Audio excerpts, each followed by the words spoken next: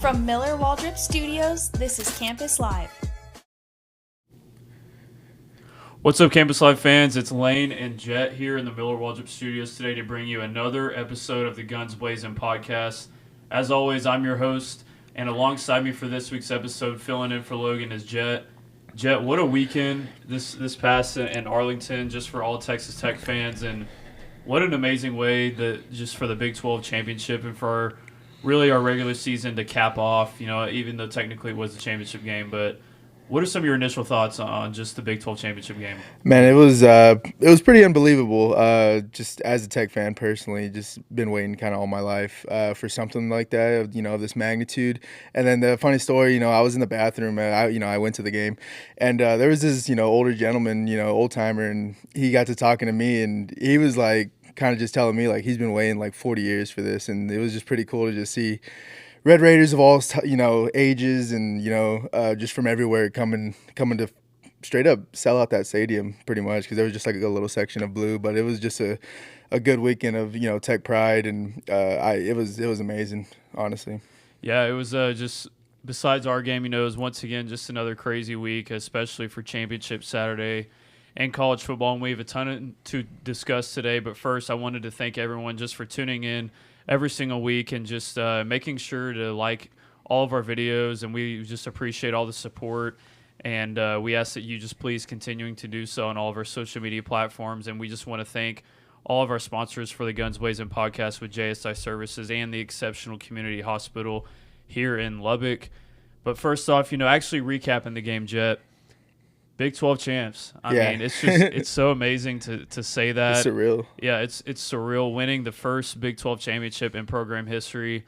Like Jett said, all of us at Campus Live, we were at the game. Of course, we had our pregame show at our tailgate. That was a lot of fun. Had a lot of Red Raiders come out and support the show, and then of course we went into the game and dominated BYU once again, 34-7. It was similar like to the first match against BYU, where we did struggle a little bit in the red zone. But at the end of the game, we found the end zone twice after Ben Roberts had that interception and Cam Dickey ran it in. And then, of course, the late touchdown by Coy Eakin to effectively really end the game. It was 31-7 after that point. But, man, our defense forced 4 turnovers again, Jett, and just dominated BYU's offense. Really, after that first drive, BYU emptied the tank on that first drive, all those trick plays and everything. Ben Roberts with 2 interceptions. Jacob Rodriguez with 13 more tackles, and A.J. Holmes continues to play like one of the best defensive linemen in the whole entire country, forcing another fumble. Jett, what were your thoughts on just how Texas Tech played in general and how the defense dominated again? Well, I felt like it was like most games this year, where it started off where it seemed like it was rather competitive, and then it just flips on its head, with multiple turnovers, and like you said, the first drive they definitely kind of took the air out of the stadium. They ran like 2 or 3 trick plays to get down the field on the defense, and their crowd was into it. They had a lot of momentum after that first drive. But then, slowly but surely, our defense adjusted, and or no, I wouldn't even say slowly, like pretty immediately they adjusted, and then the offense, finally found the way to kind of finish up some of those drives. That pass to Coy Eakin was like, that was pretty amazing right there. That was I think that was a good Tech moment right there. That's going to be played, over and over, is Coy catching that. But yeah, and then at a certain point, I remember like I got up to go get a drink and came back, and it was like I think Ben Roberts got another interception, and then A.J. Holmes had just lit up Bear Bachmeier to get that fumble, and yeah, like that's how I said it just completely flipped on its head. Yeah, our defense, they jump on you. They jump on you quick, and you hear really, Coach McGuire talk about it, how they just suffocate teams. Like you said in the beginning of the games, it might be a little bit close if our offense struggles to get things going in the beginning of the game, but our defense is so suffocating that by the time you're in the late third and fourth quarter, we're forcing 4 turnovers on you because they're not moving the ball, and they're just tired of getting hit they over and over. Yeah, and then our defense once again continues to play like one of the best defenses in the whole entire country. But I thought our offense played well as well. And Barron, I thought he had a few bad misses early on in the game. Maybe 1 or 2 in the second half, but besides that, I thought he had some really good throws, especially early on in the game. He led us to some points whenever there was like 2 or 3 3rd and 10 plus. Yeah, when it felt like momentum could have really gone the other way, and he had like a deep, down the middle shot or something. 100%. And Reggie Virgil in that first half completely dominated. He ended up in the game with 8 receptions for 86 yards. I thought he played amazing. And then, of course, like you just spoke about, Koi Eakin, probably the 2 plays of the day on the offensive side of the ball with both of his touchdowns. He had an amazing catch to go up 10-7 in the beginning of the first half. If you've kept up with Koi throughout his career, it was a little bit of flashbacks of him playing at AT&T when he was at Stephenville, when he dominated in their state championship games that they won. And then Koi effectively ended the game on his amazing run, like I said earlier, going up 31-7, breaking about 3 tackles against BYU's defenders. And then, of course, our running game, rushing for over 150 yards. Once again, Jacoby Williams and Cam Dickey continue to play lights out. And if it wasn't for, honestly, a few shoestring tackles, they probably could have broke a few for a few really long touchdowns, honestly. We saw Jacoby fumble that one, and then it kind of went forward, and Terrence recovered it. But what did you think about the offense, Jett? Going back to Koi, I just thought it was so cool that he had those 2 touchdowns, because I remember a couple years ago when he was barely coming onto the scene, and Barron, they were getting reps in place of guys that were injured and stuff. And there was I think like a Baylor game a couple years back where like Barron just threw it all over the place to Koi, and you could really see like a connection there, and for it to just kind of come full circle, in the Big 12 championship. It's just really cool, for me to see at least. And then with the offense, like, I don't know, I just feel like they're a well-oiled machine, and then whenever it does get stifled, it feels like that's why it feels like a lot of these games we've left a lot on the table. But they're productive, and they move. There's not a lot of drives where they're just going 3 and out, So I feel like, they can make the big plays if you ask them to. But they're aided a lot by that defense setting them up, giving them good yardage and stuff like that. Yeah, it's kind of funny. They're kind of an opportunistic offense. Yeah. They will have, a long drive here and there, but whenever the defense sets them up, it almost seems like every single time it results into a touchdown or a field goal or just points in general. And you saw that obviously play out in the second half with the 4 turnovers being created by our defense, and then it turns into a bunch of points, and we make that leads 34-7. Yeah, I don't know. And really similar to the first game, we because halftime was 13-7, right? Yeah, 13-7, and BYU actually in the beginning of the second half, there was like 5 minutes left in the third quarter. It was still 13-7, and BYU was actually driving down the field, and they missed that field goal to cut it to a 3-point deficit. After that, that's when we went on our huge run, our 21-0 run or whatever it was. But man, it was amazing to see, and it was amazing to see Joey and just our fans at the end of the game. You could feel it in the air, cool, yeah. and when he started doing that Raider Power chant, it was chills, it gave the whole stadium chills. Me personally, myself, I mean, there were random Red Raiders all around me and the few friends of mine that were at the game. Everyone hugging each other, tearing up, because it is a big moment. Yeah, and you've seen some national media pundits try to act like winning the Big 12 isn't that big of a deal, and it is, and it's a huge accomplishment, and it's something that Joey McGuire has talked about so much. We talked about it last week, building the cases before the trophy gets put in. They had that empty case sitting there in the new Womble facility for over a year now, and you finally get to see this week they placed that Big 12 championship trophy. Yeah, how cool of a moment was that, Jett? Yeah, dude, that hit me right there. Like when I watched that video, as just being from Lubbock and stuff like that. That was cool. It's like the little things like that where it doesn't really hit you until a trophy's being placed and that's being removed. That was amazing. Yeah, and you saw, if you've been keeping up on the social media pages, you saw another empty trophy case that we potentially could also fill here on January 1st. We'll discuss that potential matchup here later. But as we kind of move on, from the amazing weekend we had, we are heading into a couple bye weeks, technically going to be score watching as we await our potential opponent. I kind of wanted to pave that way into our paving the way to victory presented by JSI Services. Fans, JSI Services is a proud partner of Campus Live. Be sure to visit their website at jsiservicesllc.com to learn about their asphalt/paving services, earth and dirt works, concrete and gutter paving, and crack fill, seal and strip coating, and as well as all their other services as well. Thank you once again to JSI Services for their proud support of Campus Live and the Guns Blazin podcast. And man, obviously we won this week, our championship game. And, we basically kind of already have won the next couple of weeks, earning this bye week from the CFP rankings, Jett. And really, what this team is going to be focused on is getting that recovery in, working and lifting and running, as Coach McGuire said in his press conference this week. They're not going to be practicing this week, just lifting and running. And then next week they will start gearing up for practice. But, Jett, what do you think are some positives for getting this time off for Texas Tech? I know everybody would have loved to have the home game, and it would have been great for us. But yeah, the bye week's huge just because obviously Barron's lingering issues. You want him to get as much rest as he can, and just get healthier and healthier. And then with other nagging injuries like Ben Roberts, we just want to get everybody healthy, and then to be able to scout Oregon, you would assume, but just to be able to scout that first round game is going to be great, because they're having to prepare for a whole nother week, and so the bye week's huge. Yeah, and that kind of can move us into our next segment, with Jett talking about some of the injuries that are going to need to be recovered. This is going to be our injury report segment, sponsored by Exceptional Community Hospital here in Lubbock.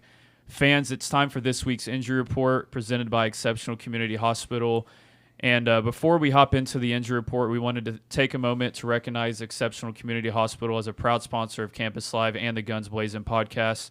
Be sure to visit their 24/7 state-of-the-art hospital and ER located at 6401 Spur 327 here in Lubbock, and they accept all insurances and have short ER wait times. Exceptional Community Hospital is proud to support this week's injury report on the Guns Blazin podcast. Just like you said, Jett, Barron, according to himself, he after the game, he actually said he was about 75% healthy in the Big 12 championship.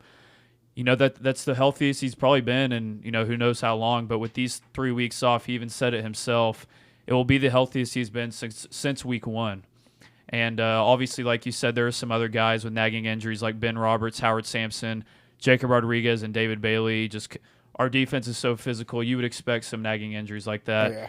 But now, it brings up the discussion of the small possibility that Skylar Gill-Howard, who has been out ever since that Kansas game, could potentially return to this Texas Tech defense after this really long time off. Coach McGuire this week said he's going to start rehabbing, trying to work himself back into the thick of things, trying to potentially get himself ready. More than likely, he's not going to be ready for the quarterfinal rounds. Coach McGuire said the semifinal round is much more likely if he were to return to more than likely play against Oregon. But, man, when you get a guy like Skylar Gill-Howard back in this part of the season, Jett, how would his reinforcement to a defense that's already one of the best in the country play out onto the field for Texas Tech? I think it's going to be huge, but for like a kind of different reason, just because A.J. Holmes has been lighting it up. So it's one of those where it's not like he's coming in to like save you. Like he's coming in just to add some more, and you don't even need to ask a whole lot from him just because of the play you're getting, from his, quote unquote backup. And so having him back is just going to add, insanely more depth to our defensive line.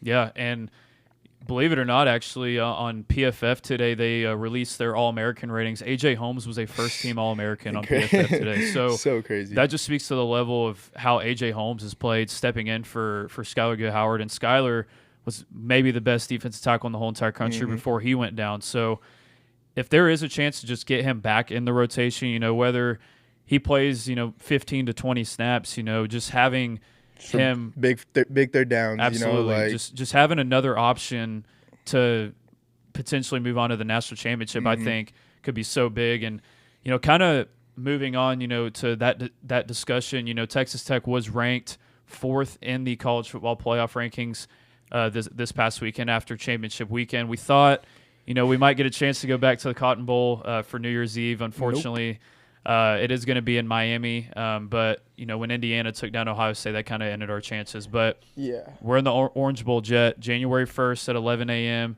versus either Oregon or James Madison. I think it's pretty safe to say it's going to be Oregon in that matchup, as they are 21.5-point favorites over JMU.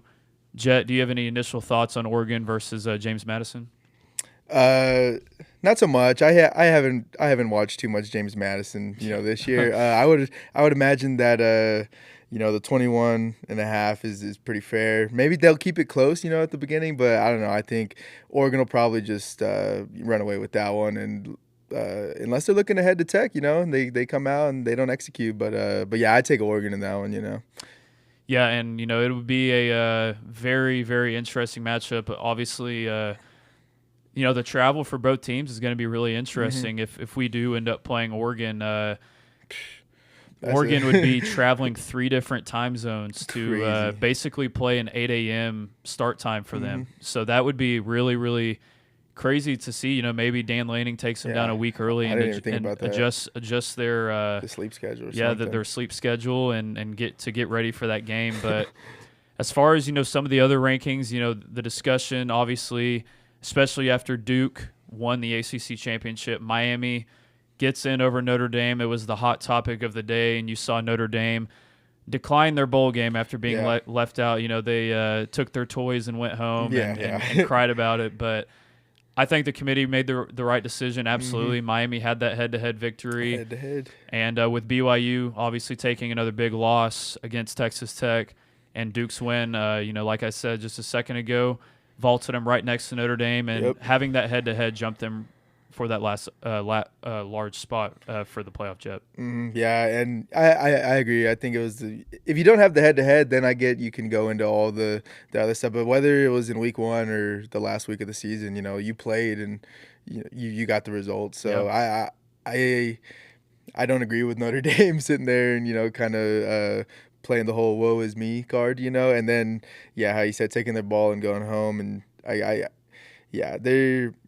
they have this whole beef with the ACC right now because the ACC went and ran Miami versus Notre Dame like all night long, like the day before, and so Notre Dame's like not happy with the ACC, but they're involved with all their other sports except football, so it's just a weird situation between them and the ACC. But I think the committee got it right, like if I was looking at it and they were right next to each other, I would have been like, they played, so. I mean, the games matter, and if they don't matter, then why are we even playing strong out of conference games? You're not going to see any good games at the beginning of the season now. So I think that the fact that the committee did do the right thing, putting Miami in, really you're only seeing Notre Dame fans pretty salty about that, which they do have a huge fan base. So you do see it and quite a bit on social media. But now you're seeing them wanting to potentially join a conference. You're seeing stuff from the Big 12 and the SEC and. They obviously are pretty mad that they did not get in, but I mean, to be fair, they did play a very strong schedule. They played 3 opponents that have less than 4-8 records. Yeah, and their biggest win is against 9-3 USC, and they lost their 2 biggest matchups. So you don't have a whole lot to offer. Like whenever you're playing the victim, I feel like if you're Notre Dame, and then if you're gonna schedule the hard game at the beginning of the season, you got to understand there's risk and reward. Like if you won the game, you weren't gonna be sitting there like, well, that was week 1. You're gonna you're gonna talk about it and you're gonna say that you're gonna chalk it down. So I don't know. Yeah, and I thought besides that whole Miami Notre Dame discussion, I thought as we kind of pivot back towards Texas Tech and the Red Raiders, I really thought we had a great draw for our side of the bracket. Even though, we didn't get the DFW takeover part 2, I know I shouldn't even really say avoiding, but not having to play Ohio State and Georgia potentially until the championship, I think is a huge win for us, Jett. And I know Indiana just beat Ohio State, and they obviously won that number 1 overall seed. But as far as matchups go, I think we are very similarly stylistically play to Indiana and Oregon both. And I think we definitely have a very clear path to the national championship, Jett. And I think it's going to be really, really interesting to see because I think we 100% can beat Oregon in Indiana and find ourselves potentially in the football national championship. Crazy, yeah. You got to emphasize that the football national championship too. Like, yeah, I agree. And what's crazy too is that the number 4 seed's not like the best draw. Yeah. Like, honestly, and like, but then the way, with the team that we have, like we definitely match up. But like when you look at it last year, I think was the UT had to play like Arizona State and then go play Ohio State. So like they had like a heck of a journey like out of that 4 spot. So like I think our matchups did go our way with that one. Yeah, it's should be really interesting to see, and I'm just so excited. I know we got to wait about 3 weeks until that happens, but man, how exciting is it to just be a part of this conversation in the college football playoff? I was telling someone not too long ago, I was like, it's so weird to be in December and like be invested in like tech football and like be invested in the CFP and all that stuff. Like it's so odd to me. Usually I'm moved on to like basketball at this point or something, But yeah, it's pretty cool. Because really, I mean, we've never experienced this before, and it's really only been a deal where it's been a basketball or this past summer with softball or baseball. A good while ago, but it's just what Joey McGuire and what these donors and everyone in the administration at Tech have built. This is just year 1 too. Yeah, we're just getting started, and I'm just so excited for the future of not just the program, but for the city of Lubbock to potentially have a football powerhouse alongside one of the best basketball programs in the country, one of the best softball programs in the country, one of the best track and field programs in the country. Texas Tech is primed and ready for the future of this crazy world of college sports, Jett. And I'm not sure what's going to happen, but Joey McGuire says we're not leaving the Big 12. He was telling Pat McAfee that the other day, and so like if we do stay in the Big 12, like we're kind of set up to run the Big 12. Depending on Arizona State, BYU, Utah, teams like that are always pretty solid. But like it's looking good for the future. For us to sit up top if we can keep it going. Yeah, and kind of discussing these first round matchups that are going to potentially determine who we end up playing in this whole tournament. First off, we got number 9 Alabama. They don't move down at all, even after they got throttled in the SEC championship by Georgia. But they stay at that 9 spot. They deserved really not to move at all. They did get that first seed from the SEC regular season, and now traveling to OU and Bama. They played just about a month ago in Tuscaloosa, and Oklahoma actually went there and beat them. So that was a really impressive win, one of the most impressive wins of the season. What are some of your initial thoughts on that game, Jett?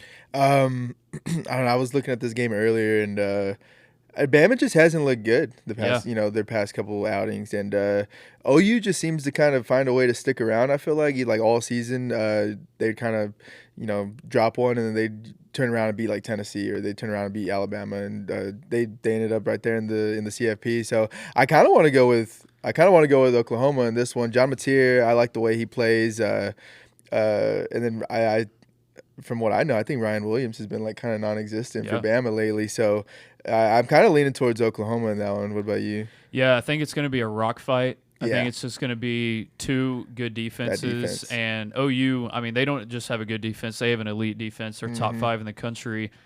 Really, it might be whoever scores the first to 17 points in this game. And, even, with Alabama having some time off, maybe they can figure something out offensively. And if they did, I think that they would have a good chance to win this game. But, man, just the way that they don't have the ability to run the football. They ran for -3 rushing yards against Georgia this past weekend, and OU might even have a better defense than Georgia. So I think it's going to be really tough for Bama to go in and win that game. I think OU does pull that one out. As we get closer to that game and have a few more episodes, I'm sure we'll give some more official predictions. But and it's in Norman, right? Yeah, it's in Norman, so home game for OU. I think it's going to be really tough for Bama, but we discussed this game earlier, too. We potentially are going to play. I think we can kind of keep it really short and sweet with Oregon and James Madison. James Madison, give him all the credit in the world. 12-1 season. They won their respective conference championship, and they did earn their spot to the playoff with Duke winning the ACC. But going on the road to Oregon is, different beast, and that's why Oregon is a 21-point favorite in this game. A close first quarter. We'll say a close first quarter. Yeah. And as we move on, to two really more competitive games, I think, especially this one, Miami obviously getting in that last at-large spot in the playoff, going to College Station to play the Texas A&M Aggies. I think this is going to be a battle. I think this is going to be. I think this is going to be the game of the first round. Man, I don't really have a prediction so far yet. I think Miami has a really good chance to win this game, though, Jett. I think that with the way that A&M doesn't have the ability to stop the run, you've seen it, especially against Texas their last time out. Texas ran all over them.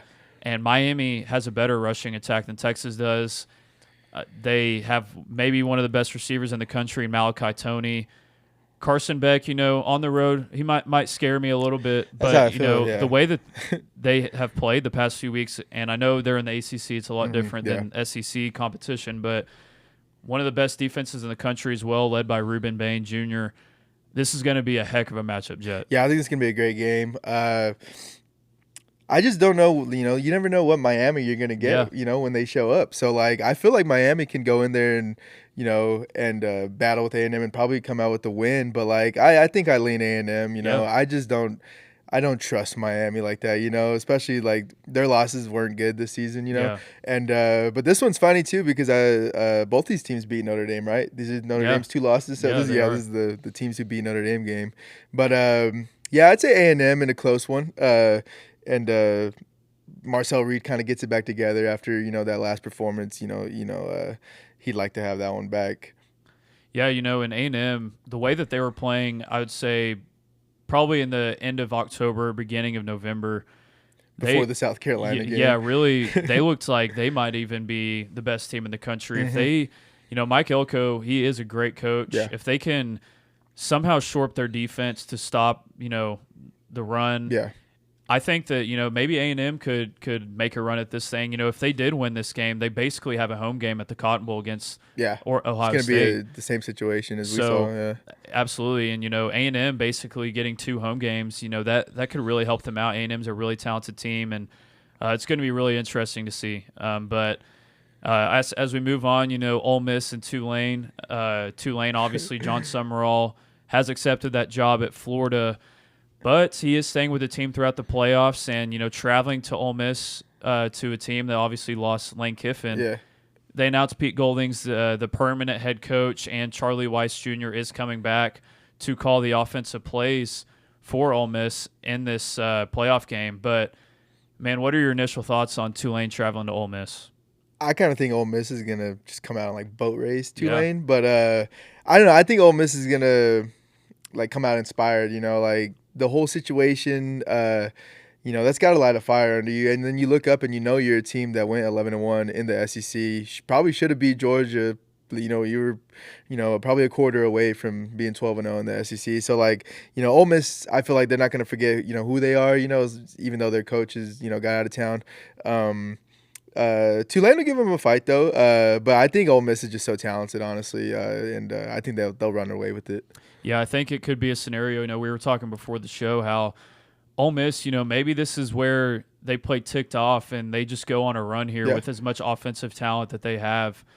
It could potentially set up a rematch against Georgia in the quarterfinals. And that, like you said, was a game Ole Miss really should have probably won. They were up big on them, dude. Yeah. They were up big. So Ole Miss, they have a really, I would say, favorable, matchup for them. But it's going to be really interesting to see, and I'm just so excited to watch the playoffs, Jett. Yeah, it's gonna be good, and it's crazy to be sitting there watching it. And we're in the conversation. You're like, this all affects us. This all affects us. But yeah, it's pretty cool.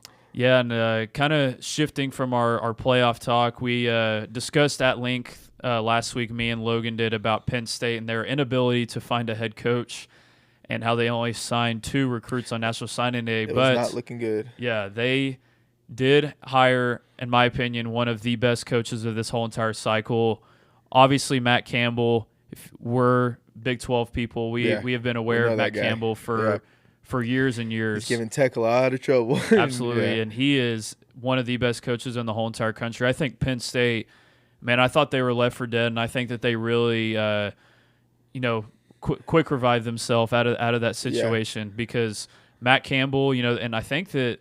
I know his contract's for $70 million, but compared to some of the other deals we've seen, they might have even got kind of a bargain for Matt. And I think that he's going to go into Penn State. The roster this first year might be a little bit of a challenge to deal with. Got to let him get time to develop and build a program like he did at Iowa State. But I think that Penn State absolutely killed this hire. Oh, yeah. And it was, how you said, it was very under the radar. You know, it was like you didn't hear any rumblings of it. It was just kind of popped up, and it was just like, oh, okay, they got one of the best coaches in the Big 12 now. Yeah. Like that's pretty crazy. But yeah, I think it's a great hire. He always gave Tech trouble with Cliff, with Matt Wells. So and then even in past matchups, I think last year it was like 10-7 or 14-7 when we played Iowa State. It's always like his defense is just stifling, and like he knows what he's doing over there. Penn State knocked it out of the ballpark with that one. I feel like, especially when it looked like James Franklin had really won going to Virginia Tech, and it seemed like they kind of made the wrong move. But yeah, great hire by them. Yeah. James Franklin too. I mean, capping off that National Signing Day, they really went on a run. Did they get into the 20 or like? They're close. They're there. They're. I mean, the fact what he's done there is amazing. But yeah, as really the only game we got this week is Army versus Navy. This is a classic game. It's America's game. Yeah, this is America's game. Always here in the last week of the regular season, I guess. Did they got some good uniforms this year? I haven't seen them yet. I haven't. I'm sure they do. They're probably so nice, dude. They always are. We saw those Navy uniforms a few weeks ago that were really cool. Had the ships on them and everything. Yeah, they painted. Yeah. So I imagine Navy and Army will bring something out cool. And Navy is a 6-point favorite in this game. They with a win they'd move to 10-2. So that'd be a really successful season for Navy. Okay. They actually won last year's matchup 31-13. But before then, Army had actually won the past 6 out of 9 matchups versus Navy. But this year's Navy team is a pretty dang good team. Blake Horvath, one of the most really historic quarterbacks in the history of Navy, has over 1,300 passing yards and over 1,000 yards rushing. I think Navy. I think they pull away from Army in this one, Jett. I think they win 27-10.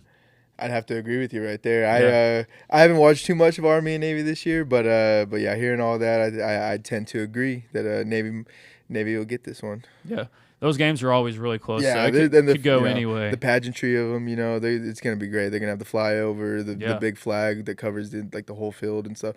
It might even be snowing. Who knows? But it'll be some good football right there. Absolutely. And as we shift our focus from college football and just what the amazing week it was for Texas Tech, it also was an amazing week for Texas Tech basketball as we completed the DFW sweep this past weekend in Fort Worth against LSU, 82-58. LSU had been 9-0 before this game, but I thought we definitely played our best game of the whole entire season so far, Jett. Christian Anderson with 27 points. LaJuan Watts had a double-double. JT Toppin had a double-double. And Jalen Petty had 11 points off the bench. He might have played his best game all year. And the defense, they finally really showed up on Sunday, Jett.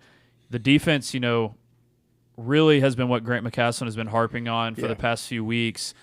In every press conference, it seems like he's challenging his guys. He's like, we're not good enough. Yeah. Now you saw that effort this past Sunday, and they are definitely going to have that same effort as we go play a very talented Arkansas team back in the DFW at the American Airlines Center in Dallas. Yeah, I was watching the post-game press conference with Coach McCasland, and he was saying how they had the day before they were at the Big 12 championship watching the football team play, and how he was kind of telling them to just learn from how connected.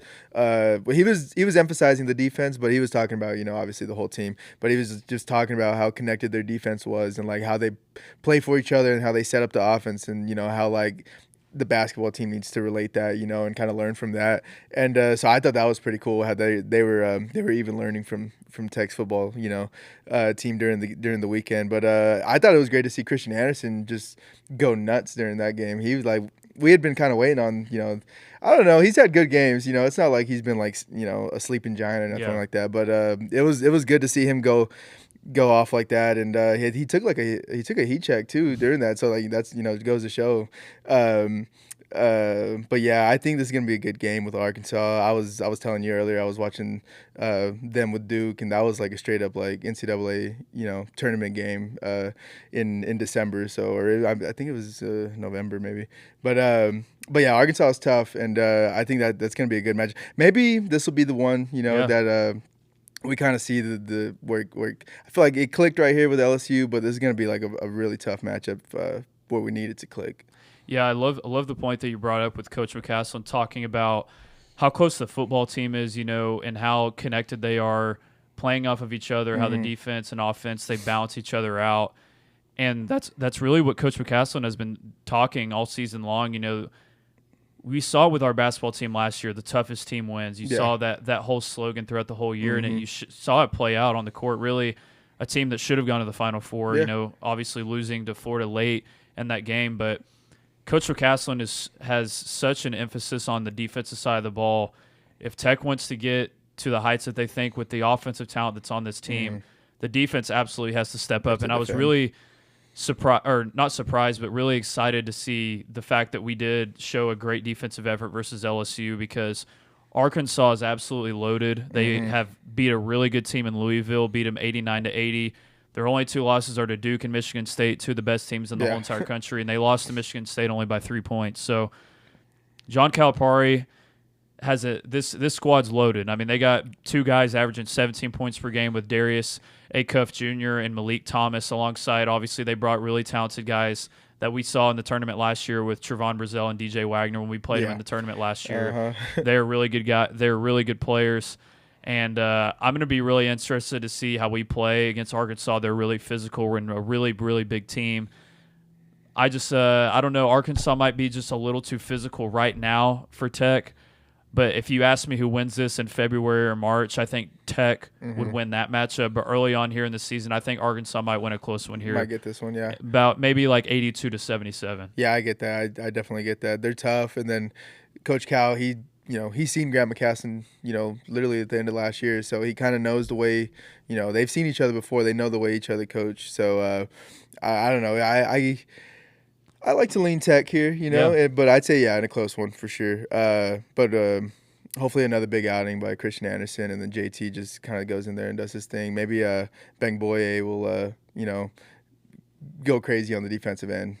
Yeah, I think if we play well defensively, then you definitely can obviously see a scenario where we win this game, win by 5 to 10 points, especially if our offensive prowess, whenever Christian is hitting those shots, and then Donovan Atwell knocks in a three, and then Jalen Petty knocks in a three, and then you got Toppin, who's such a threat down low. That's what spreads out the offense and forces us to be such a dynamic team. And whenever you match that with a great defensive effort, once again, what Coach McCasland has been harping on all year long, that's when you see the Final Four potential in this team. And I think you have to have that this weekend. We need a big out of conference win, especially with Duke upcoming. You can't really schedule tough and then lose them like all. Right, so. and we did get that big win against LSU. If LSU ends up being a tournament team, I think Wake Forest was a great win as well.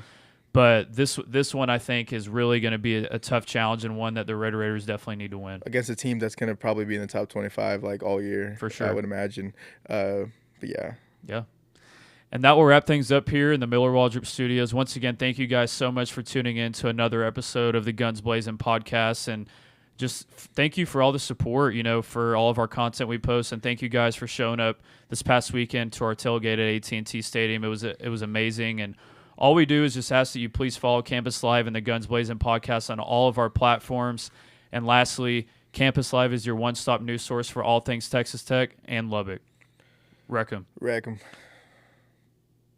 From Miller Waldrop Studios, this is Campus Live.